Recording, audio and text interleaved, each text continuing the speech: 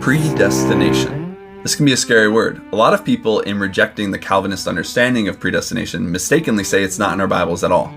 No, predestination is in our Bibles. However, I would say to Calvinists, you keep using the word. I don't think it means what you think it means. Now, Calvinists will often bring up predestination as mentioned in this text specifically, Romans 8:29-30, as if no one has an answer besides theirs.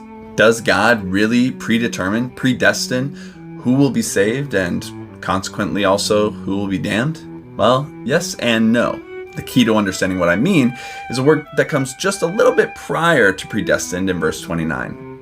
Foreknew. Who is predestined to salvation? Those who God foreknew. And what is God supposed to be foreknowing exactly, distinct from predestination? Who are those foreknown? I'm just a guy on the internet, so it doesn't really matter what my opinion is, but hear from great theologian John Wesley, who says, "Who are predestinated? None but those whom God foreknew as believers." The majority of Christians throughout time have understood the text in this way. Here's a quote from Jacob Arminius. Here's a quote from Catechism of the Catholic Church 600. Here's a quote from the Orthodox Church.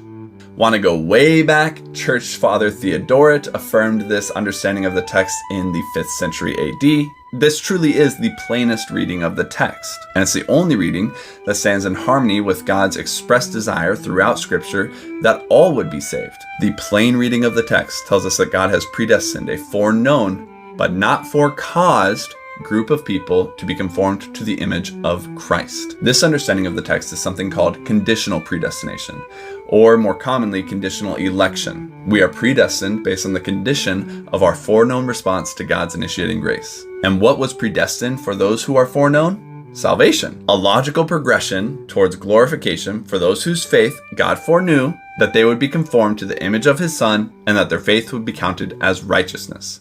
That's what justification is.